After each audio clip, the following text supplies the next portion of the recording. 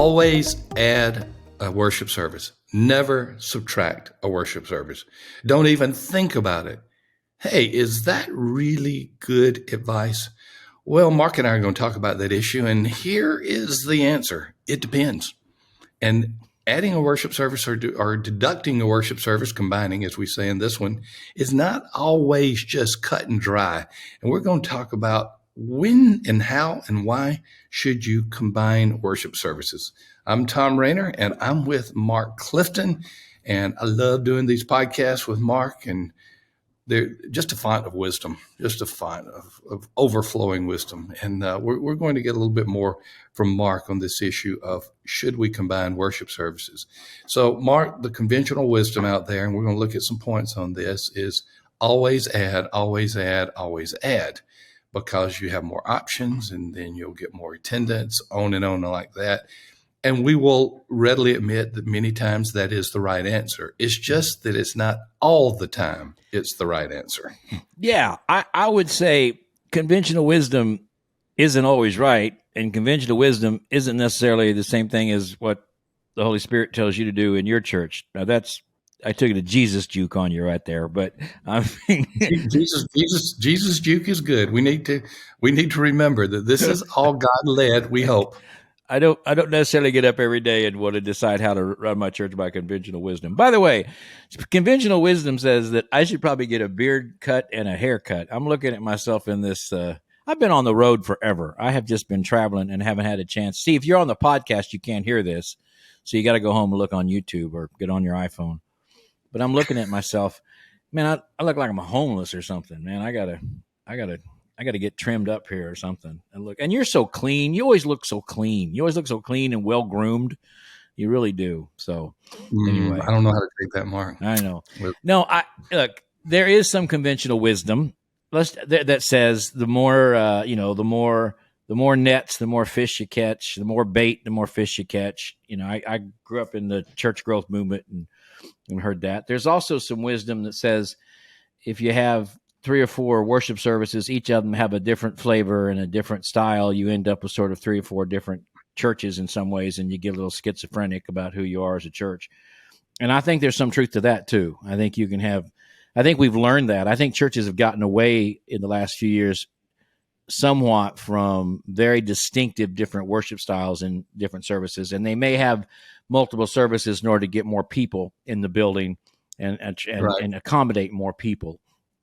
But even that, if all the services are not comfortably filled, you're probably defeating your purpose. Now, the one thing that is important, people like options.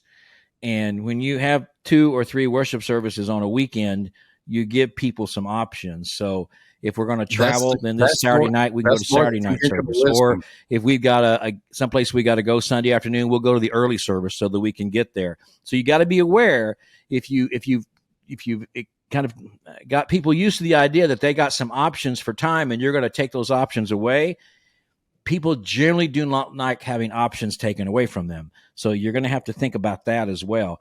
But I think the upside is huge. And the upside is you have a like we talked about in the previous podcast on this issue, you have a larger group of people in corporate worship. You hear each other sing, you see each other. There's that sense of being together that is critically important. And also, everybody in the church experiences the same corporate worship experience at the same time. You know, you might have a Saturday night service that, man, this is really great, and something happened on Sunday morning and it wasn't so good. And it's just nice to have everybody in one service at one time. So that's you can see where I lean on this, right? Obviously. I see where you lean, but you are a revitalizer and replanter. So you're in situations where they're vacuous sanctuaries and worship centers, and you see the need. I'm going to bring another factor into it. This is a church with which I'm working right now at this very moment. Average attendance last Sunday, they had 203. So that'll tell you where they were. They've grown post-COVID. They were about at 160, 170 before COVID. It went down, and they not only regained, but they are up a little bit from COVID. Now, here's the scenario. They went from 1 service to 2 services when people return from the quarantine. They wanted to have social distancing. They wanted people to feel comfortable. They wanted to spread the chairs out more. They don't have pews. And so they went to two services for that reason. Now I'm talking to the pastor and he feels like he's lost something because the first service in particular is vacuous. The second service is comfortably full, but it could be fuller. So he tried an experiment this past Sunday as we speak. He tried an experiment. He said, we're going to have just kind of a family day, a fun day at the church. And because of that, we're going to go to one service. Went to one service and attendance increased for that one day. But he said even more than that, the dynamics of the worship center, the ambiance, the energy was so much better. Now he knows that's just one Sunday and he's not ready to make a conclusion on that, but he was amazed how much better the one service was than the two services. And keep in mind, he was at one service before the pandemic. That's a good story. I like it. I do too. And when you're talking one service, if you're listening to us and you have multiple services, you know exactly what I'm talking about. That's double the children's workers you have to have in your preschool department. It's double your tech people. It's double your musicians. It's double your ushers. It's all of that. And sometimes when you can combine all of that, then you have more people able to come to corporate worship and not work during corporate worship. And I realize sometimes we say, well, they work in the early service and they come to the second service, those kinds of things. But to put everybody in one and just not have to worry about multiple services, I just really think unless it is absolutely 100% required because you cannot put people in the building, then if you've got vacant space in your worship services, I want you to seriously consider combining those services. And I've done this, and I'm telling you, the biggest problem you're going to have is people like choices. They like options. But You've got to help them understand, and you ready for this? Buckle up. Yeah. Mm-hmm. I think sometimes the Lord interrupts our weekly schedules by saying, this isn't about your choices and it is about your options. This is about me, and this is about coming to corporate worship, and it's not about your convenience. It's okay to be inconvenienced on Sunday for the glory of God. I think he interrupts us. We want everything to work around our lives the way we like it. And that carries over to church, and we just really want it to be easy for people. And I think sometimes the Lord just wants us to say, you need to interrupt your schedule, and this is more important than your schedule. That's not real popular in 21st century Western American Christianity, but I think it's important. Well, let's look at some of the points we're addressing. Make sure you know the why. Whether you're going from 1 to 2, 2 to 3, and I'm working with another pastor that's considering going from 3 to 2, Mark, so it's not always 2 to 1. Ask the question, why am I doing this? What is the reason behind it? Sometimes we do it just because we hear that you're supposed to do it, but it's not always the right reason. This goes back to, it doesn't hurt to listen to God on this. It doesn't hurt to have an idea of where it would be best for the glory of God. To put it, again, you call it a Jesus juke, but it's a legit concern. Yeah, and I really believe that your default ought to be, this is just Mark Clifton talking, but I believe your default ought to be not to have multiple services unless, as I said, it's absolutely necessary because of just you can't get the people in the room. It just won't be allowed, and your church is growing numerically so much. And then that's probably a good chance for you to think about starting another church someplace. Another church, another campus. Yeah, another all kind of possibilities. All kind of possibilities. Everybody wants a big church, but when we get to heaven, and the book of Hebrews says we give an account for those in our care, most of us are going to think our church was plenty big enough. So sometimes we just, it's not always about growing larger. It's about making disciples, and how can we best do that? And maybe some of us can best do that by keeping people in one corporate worship service rather than spreading them out over 2 or 3, and each of them being about half filled. Because we feel good because we got multiple services and we give multiple options. And if you're one of those guys that feels like you got to have a contemporary service for the younger people and a traditional service for the older people, and I'm praying for you, man. That's a tough place to be. So you usually make nobody happy with those. We also say consider space psychology. One of the issues that arose really in the 70s, going back 50 years, and then more in the 80s, most sanctuaries were built architecturally, what I call the SHT, the skinny hiney theory, where they had 15 inches per space. Yeah. And what was designed to be a 500 seat sanctuary back then probably was more like a 400 or 380 Yeah. because we have typically most Americans have expanded and they need more space and they want more space in between them. That was one of the considerations then. Of course, COVID was another consideration and social distancing. But, Mark, I'm an Alabama football fan. And by the way, for you fans out there, I think Georgia's the best team. So just to let you know, I'm yielding to them. We don't worry when we go to a home game. We don't worry about social distancing.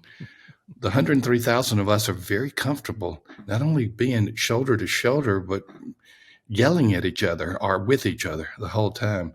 So space psychology, don't overdo it, I guess I should say, but be cognizant of what is best. Yeah, that's really true. I do think one of the things we need to be aware of in 21st century, they weren't so much aware of in the mid 20th century when a lot of our churches were built, or early 20th century, is accessibility for handicap and disabilities.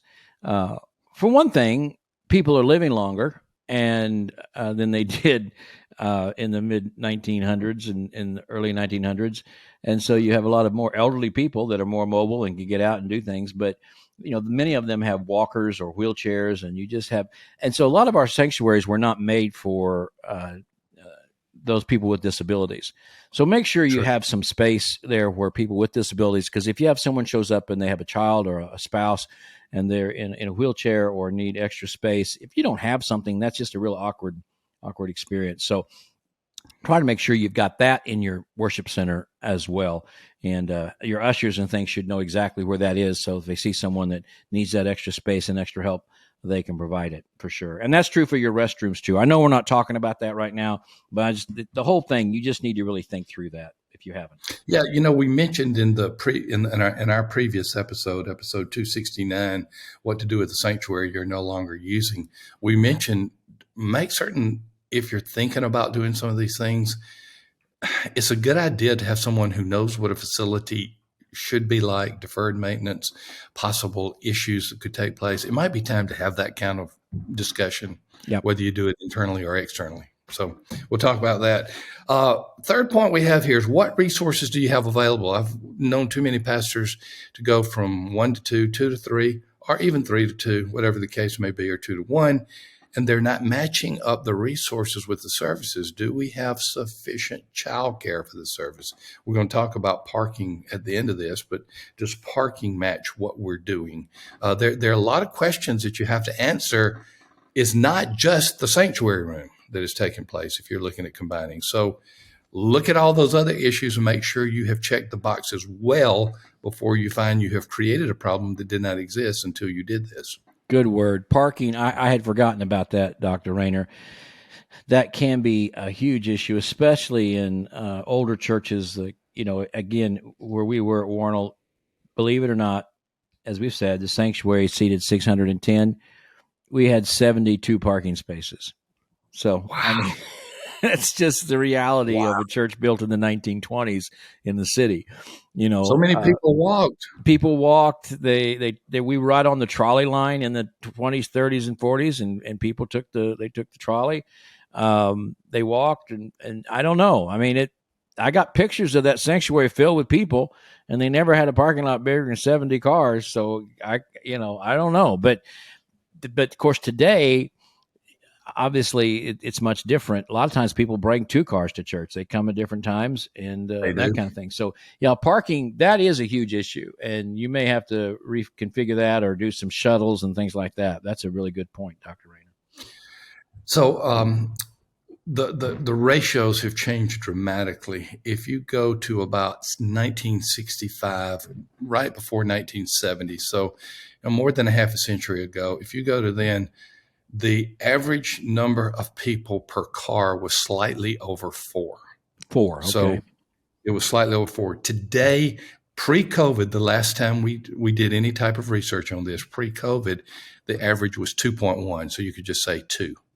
So now it takes twice as many cars to bring the same number of people, which then exacerbates a problem if you have a parking problem. That's worth the cost of this podcast right here. That's really good insight, because a lot of older churches were built prior to 1960, just like ours was at Warnell, and that's a whole different idea. They used to have a thing. I'm sure they still do. Cities. Where your sanctuary has to have a certain number of parking spaces. That may be what you're talking about in terms of code. So you had to have one parking space for every 4 or 5 people before 1965, and today maybe one for every 2 or 3.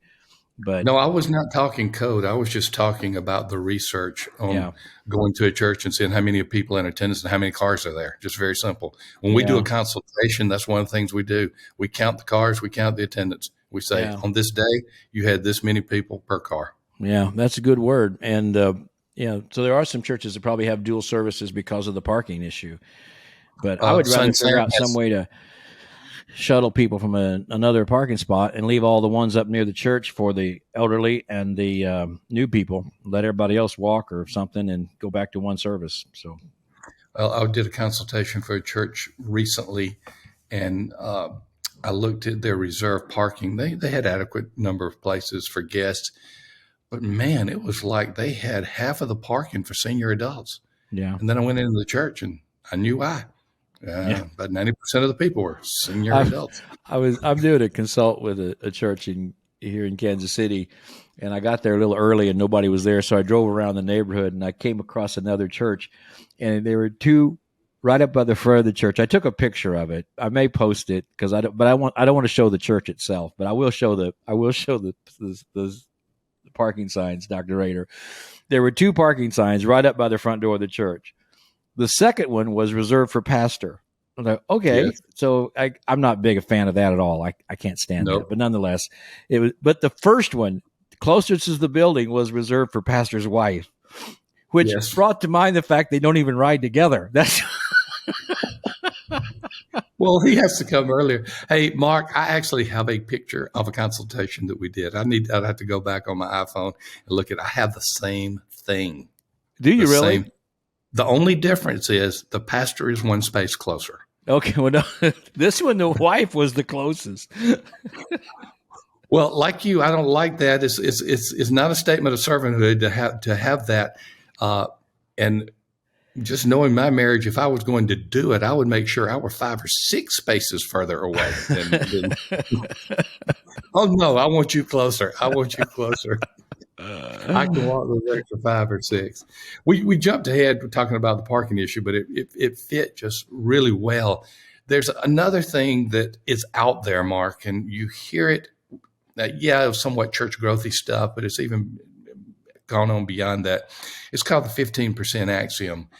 I don't know if it's an axiom because an axiom is a near truth, but it says that if you reduce the number of services, go from 3 to 2 to 2 to 1, you will lose 15% of your attendance because you've deleted choices.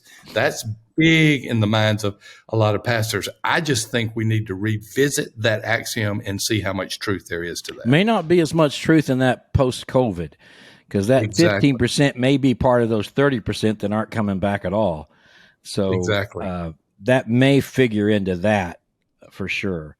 And I do think we sort of have a pendulum swing from everything rises and falls on the number we have on Sunday morning, more to what are we doing with the ones who come on Sunday morning and what are they truly experiencing. And I think the more cultural headwinds we face, the more difficult it becomes to maintain a Christian life in the face of cultural pressure, and it's just going to get worse and worse.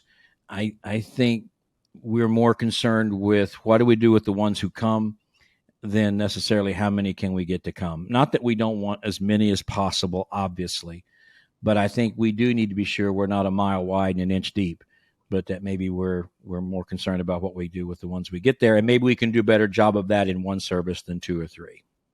It's just a Good thought. final word. If you don't like Oh, it, it's a good. email Dr. Rayner and tell him about it, but leave me out of it. So you can email me, Axiom at churchanswers.com. There you Axiom go. at churchanswers.com. Good final word, Mark.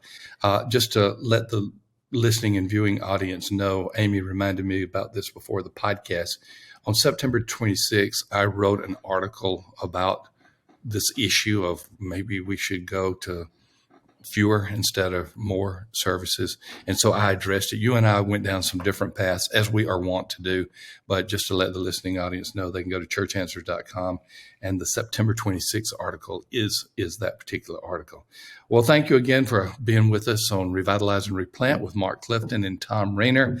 Thank you to the North American Mission Board, as always, for being the sponsor of this podcast. Hey, you'll want to come back next week. Episode 271. 5 things older pastors would tell their younger selves. Perfect setup for 2 old guys to talk to you about. We'll see you in the next podcast. Thank you for being with us on Revitalize and Replant.